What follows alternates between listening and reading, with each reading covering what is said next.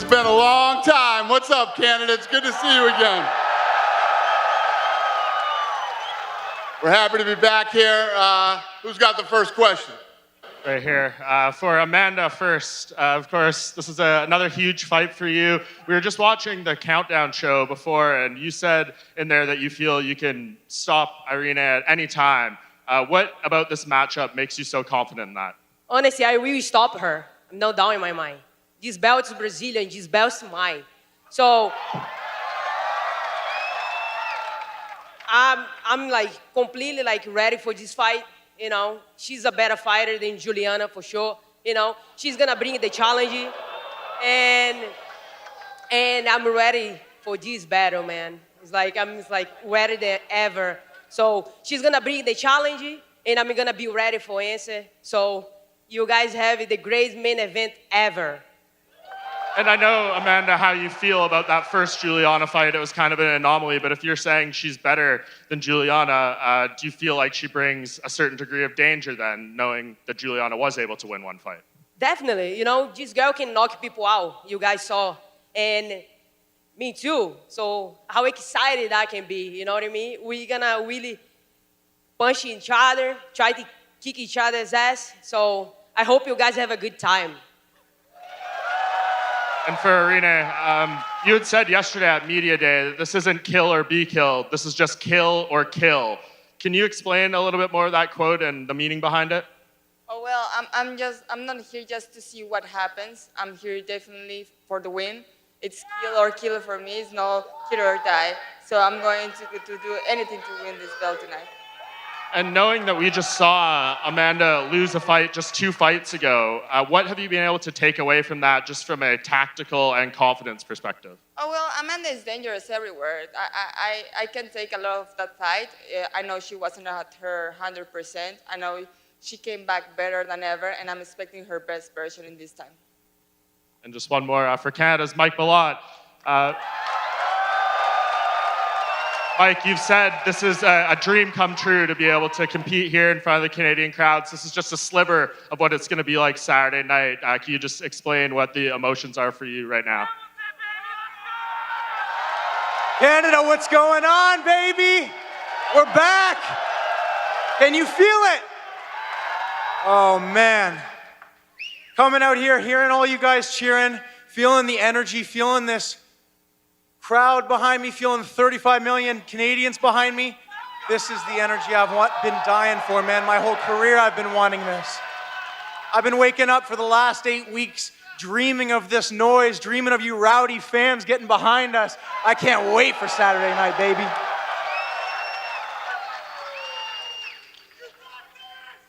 Question for the former champion, Charles Oliveira. Obviously, we've seen you come off of losses before, but it's been a long time since we've seen you kind of rebound to get back into the win column. How is the approach to this fight different from your previous losses that you've tried to, erase? Charles, no passado a gente já viu você voltar de derrotas e conseguir muitas vitórias. Como que difere agora, dessa vez, voltar dessa derrota para começar uma nova seguida de vitória? Olha, de verdade, um leão mesmo ferido, ele continua sendo um leão. Eu renasci de novo das cinzas. Eu tô aqui de novo. Vou mostrar para você que eu posso ser campeão mais uma vez. A wounded lion is still a lion. I feel that I was reborn from the ashes. I'm a champion. I'll show you that. Yesterday at Media Day, Beneil seemed very confident in his abilities to stand toe-to-toe with you and maybe even best you in the grappling department. So I'm curious, what do you make of Beneil's skill set in the octagon when you do face off Saturday? Ontem o Beneil falou algumas vezes que ele é capaz de te neutralizar, especialmente no chão. Então, o que você tem para dizer sobre as habilidades do Beneil? Olha, o Beneil é um cara duríssimo, merece todo o respeito do mundo, vem de uma escola gigantesca. Mas olha assim, de verdade, com todo o respeito do mundo, eu não estou preocupado com aquilo que o Beneil vai fazer. E sim com aquilo que eu vou fazer. É tempo ruim o tempo inteiro. You know, Beneil's a tough guy. Just a guy that comes from a great school of training, a tough guy, and deserves all the respect in the world. But all due respect, I'm not worried about what Beneil can bring. I'm Beneil, what I can do. It's a bad time all the time. Question for Beneil. Similar question. At Media Day, you're obviously confident in your abilities against Charles. Is it something you see in Charles' game, or are you just so confident in your own skill set when you enter the octagon? I'm confident in my skill set. I'm confident in what God has given me. I recognize how good Charles is. It's not something I see in him that's a flaw. I just believe in myself and what God has given me. I've said this before. In my opinion, Charles, second best lightweight of all time. You know, right behind Habib. But it doesn't matter for me. I want to fight the best guys in the world.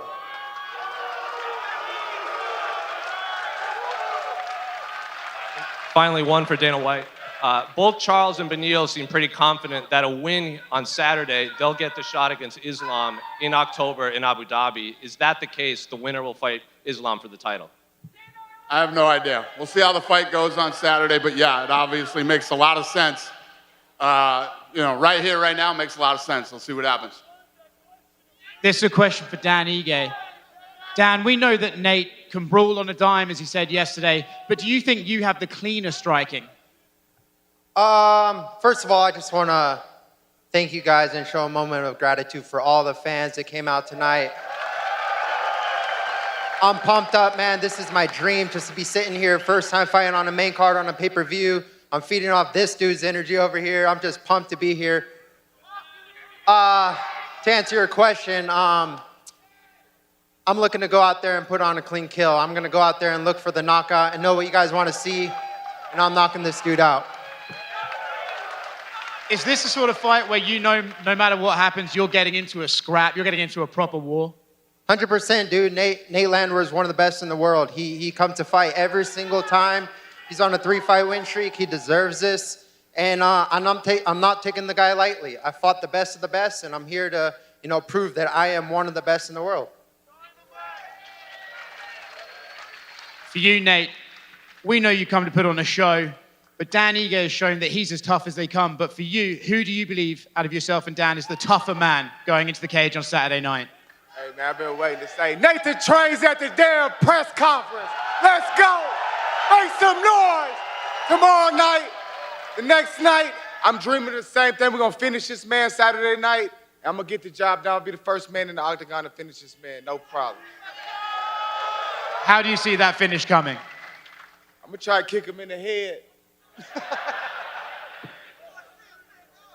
For Eric Anders, and this is a fight your opponent has asked for and wanted for a while. For you, does the mentality have to be, I'm coming in to be careful what you wish for?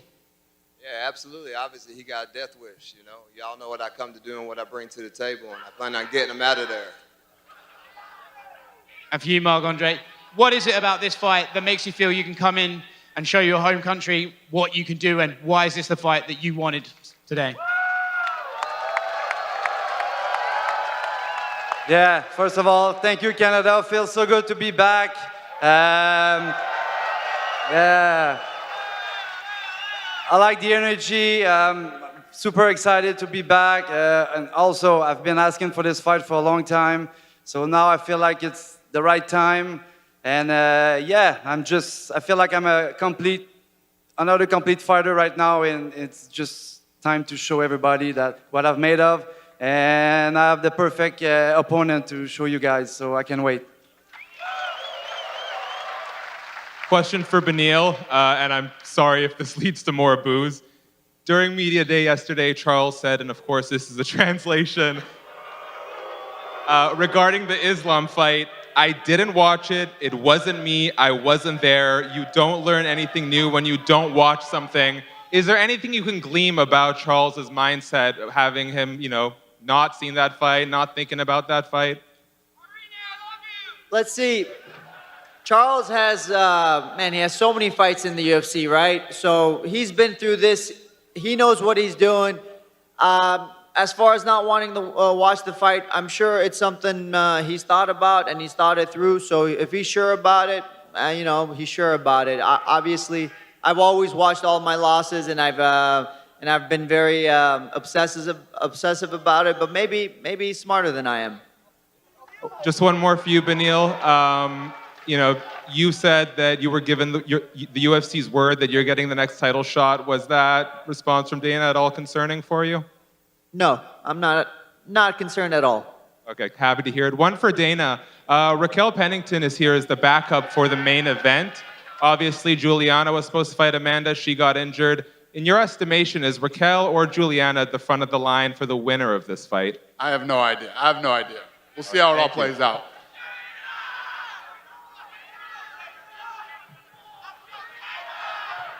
Hey there.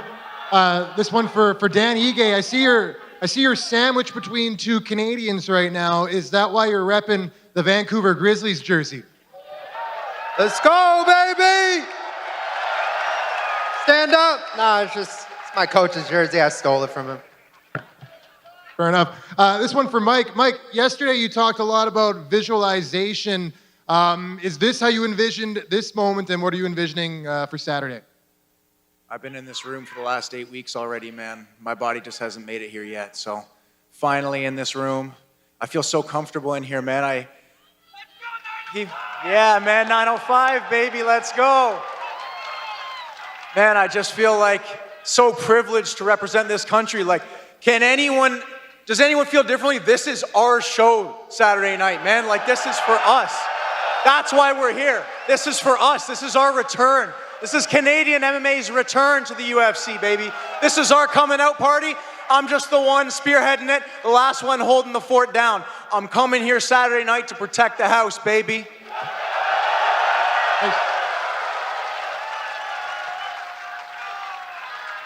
A question for Adam in the midst of all of that. Obviously, Mike's the Canadian.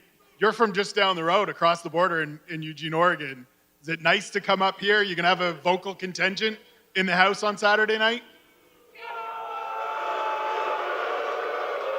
And I apologize for bringing on the booze. Hey, my boys are rowdy. Let's go.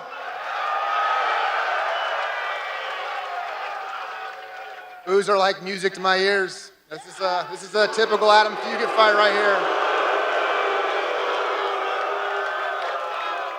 I'm ready to go to war, ready to go the distance. You know, boos or cheers, I don't care. And another one for Mike.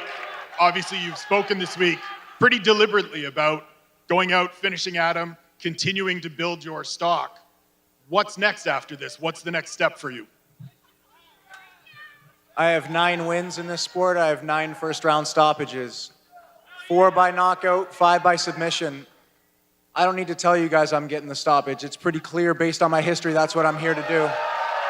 Right? I'm not a guy who outpoints guys. That's not what I'm here to do. I'm not here to barely win and win on paper. I'm here to put guys away. Saturday night, that's what I'm going to do again. We'll deal with after that once that's done.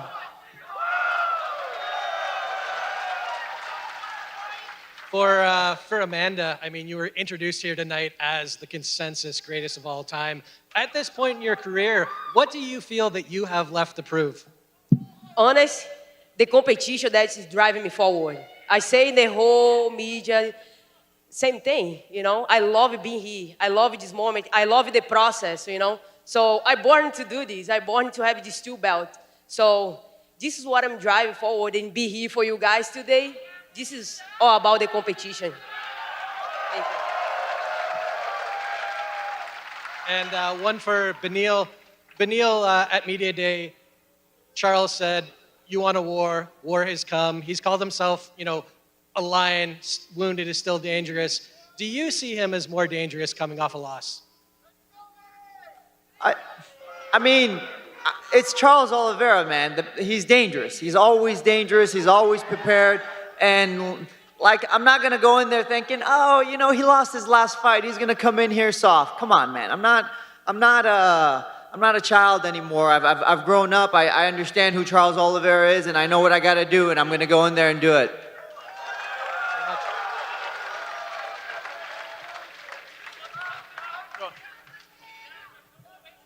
Who's next? Right here. Go ahead. This question's for Adam. Mike Malott is obviously known as a first-round finisher. Regardless of how this fight goes, does it get past the first round?